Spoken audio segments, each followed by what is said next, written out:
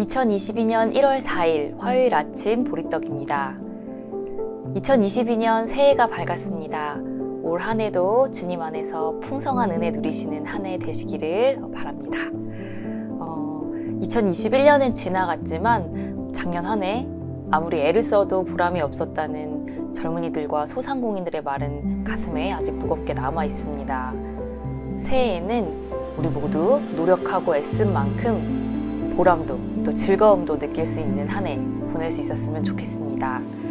그리고 계속 보리떡 이렇게 함께 나누어 먹으면서 몸도 마음도 튼튼해지고 또 호랑이 기운이 솟아나는 한 해 보내실 수 있기를 바랍니다. 새해에도 보리떡은 기장 총회교육원에서 나오는 말씀과 삶이라는 교재를 참고해서 진행됩니다. 오늘 함께 볼 말씀은 사도행전 7장 44절에서 53절입니다. 우리 조상들이 광야에 살 때에 그들에게 증거의 장막이 있었습니다. 그것은 모세에게 말씀하시는 분이 지시하신 대로 만든 것인데 모세가 본 모형을 따라 만들었습니다. 우리 조상들은 이 장막을 물려받아서 하나님께서 우리 조상들 앞에서 쫓아내신 이방민족들의 땅을 차지할 때에 여호수아와 함께 그것을 그 땅에 가지고 들어왔고 다윗 시대까지 물려주었습니다. 다윗은 하나님의 은총을 입은 사람이므로 야곱의 집안을 위하여 하나님의 거처를 마련하게 해달라고 간구하였습니다. 그러나 야곱의 집안을 위하여 집을 지은 사람은 솔로몬이었습니다. 그런데 지극히 높으신 분께서는 사람의 손으로 지은 건물 안에 거하지 않으십니다. 그것은 예언자가 말하기를 주님께서 말씀하신다. 하늘은 나의 보좌요 땅은 나의 발판이다. 너희가 나를 위해서 어떤 집을 지어주겠으며 내가 쉴 만한 곳이 어디냐. 이 모든 것이 다 내 손으로 만든 것이 아니냐 한 것과 같습니다. 목이 곧고 마음과 귀에 할례를 받지 못한 사람들이여, 당신들은 언제나 성령을 거역하고 있습니다. 당신의 조상들이 한 그대로 당신들도 하고 있습니다. 당신들의 조상들이 박해하지 않은 예언자가 한 사람이라도 있었습니까? 그들은 의인이 올 것을 예언한 사람들을 죽였고 이제 당신들은 그 의인을 배반하고 죽였습니다. 당신들은 천사들이 전하여 준 율법을 받기만 하고 지키지는 않았습니다. 아멘. 오늘 본문의 앞장에는 사도들이 7집사를 세우는 이야기가 나옵니다. 사도들은 신망이 있고 성령과 지혜가 충만한 사람 7명을 세워서 구제에 관한 일을 맡깁니다.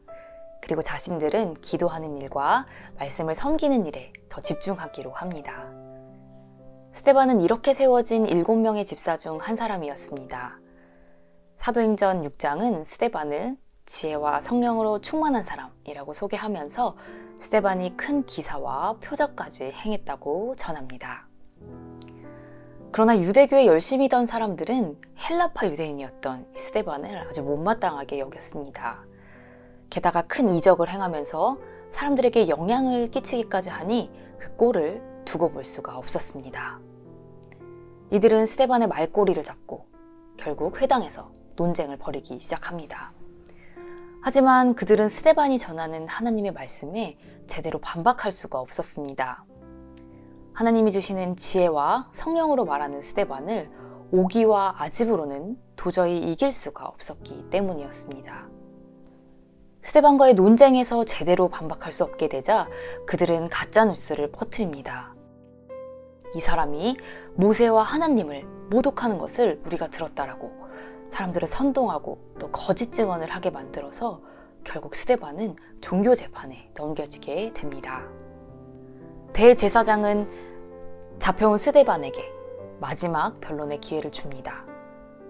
마지막 변론의 기회를 얻은 스데반은 나는 그러지 않았다고 억울함을 호소할 만도 한데 스데반은 마치 자기 운명을 짐작이라도 한 듯 억울함을 호소하는 대신 차분한 목소리로 긴 연설을 시작합니다. 스데반은 아브라함에서부터 시작해서 이스라엘의 긴 역사를 쭉 이야기합니다. 그러면서 목이 곧고 마음과 귀의 할례를 받지 못한 사람들, 그래서 대대로 성령을 거슬러 온 자들을 아주 강력히 비판합니다. 그들이 바로 예언자들을 박해하고 결국 그리스도이신 예수를 죽이기까지 했다고 강하게 질타합니다.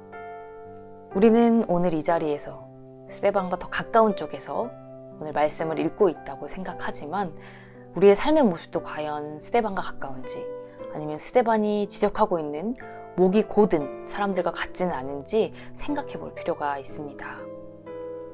스데반은 목이 곧고 마음과 귀에 할례를 받지 못한 사람들에게 성령을 거스르고 있다라고 비판을 합니다. 목이 곧다는 것을 우리 언어로 해석하면 목이 뻣뻣하다, 고개를 숙일 줄 모른다 라는 말과 함께 교만하다는 뜻이 됩니다.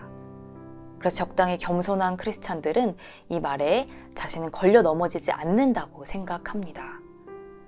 그런데 성경에서 목이 곧다는 표현의 원어를 살펴보면 목이 곧다는 표현은 목에 멍에를 지지 않으려고 고집을 부리는 소처럼 어리석다 라는 뜻에 더 가깝습니다. 스데반은 고집을 꺾을 줄 모르는 어리석은 사람들을 향해서 바로 예수 그리스도를 죽이고 있다고 질타하고 있는 것입니다. 스데반은 이들을 마음과 귀에 할례받지 못한 자들이라고 표현하기도 합니다. 하나님의 백성으로 구분되는 할례는 몸이 아니라 거듭난 마음에서부터 티가 난다는 이 스데반의 말은 이 사람들의 골수를 쪼개는 아주 귀한 말씀이었지만 이들은 찔려하면서도 그 완고한 마음을 돌이키지 않았습니다. 오히려 귀를 막고 스데반에게 돌을 던져서 자기의 부끄러움을 감추고 결국 스데반을 죽게 만들었습니다. 어리석게 고집을 부리면서 귀를 열지 않는 사람들, 스데반은 이 사람들이 바로 예언자들을 핍박하고 예수님을 십자가에 못 박았다고 분명히 말합니다. 신앙에 있어서 때로 고집도 필요합니다. 굳은 믿음과 확신도 물론 중요합니다.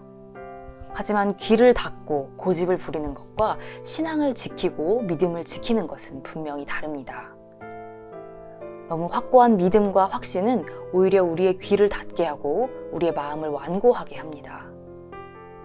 이 어리석은 확신이 무서운 것은 이 잘못된 확신이 바로 성령을 거스르게 하고 의인들을 핍박하게 하고 주님의 이름으로 주님을 보고도 알아보지 못하게 하기 때문입니다. 그리고 이 잘못된 확신이 주님을 십자가에 못 박기까지 하기 때문입니다. 한국 교회에서 드러나는 모든 폐해가 바로 이 티나는 할례와 같은 신앙생활, 곧 주일 성수나 교회 생활에만 충실한 이 신앙 양태 때문이 아닐까 생각이 듭니다. 근본적인 마음가짐은 거듭나지 못하면서 할례와 같은 티나는 신앙생활, 이것이 중요하다는 인식이 바로 한국교회의 지금 현실을 만들었습니다.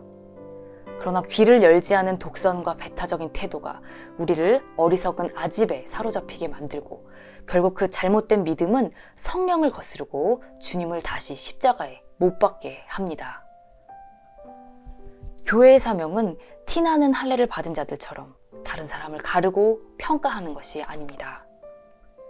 귀를 열어서 지식이 아닌 주님이 주시는 지혜를 얻고 그렇게 다양하게 들려주시는 성령의 속삭임을 들을 수 있어야 우리는 이 시대가 말하는 교회의 사명이 무엇인지, 교회의 할 일이 무엇인지를 깨달을 수 있습니다. 올 한 해 우리 한 사람 한 사람이 먼저 귀를 열고 마음을 새롭게 하면서 성령의 인도하심을 경험할 수 있었으면 좋겠습니다. 우리가 이렇게 바로 설 때 한국교회가 바로 설 것이고 질타받는 한국교회가 새로워질 수 있을 것입니다. 함께 기도하겠습니다. 하나님, 올 한 해 우리가 무엇보다 귀를 열어서 다양한 소리를 들으면서 마음이 거듭나는 신앙인으로 바로 서길 원합니다. 귀를 막고 고집을 부리는 것이 하나님을 향한 믿음을 지키는 것이 아니라 귀를 열고 마음을 새롭게 하는 것이 참 신앙임의 자세임을 깨닫게 하옵소서. 한국교회가 믿음이라는 이름으로 저지르는 독선과 오만에서 돌이키게 하시고 목을 곧게 하며 귀를 막고 성령을 거스르던 그 지난 날들을 회개하게 하시옵소서. 그래요, 다양한 소리에 귀 기울이면서 마음이 새로워지는 주님의 백성으로 바로 서게 하소서. 예수님의 이름으로 기도드립니다. 아멘.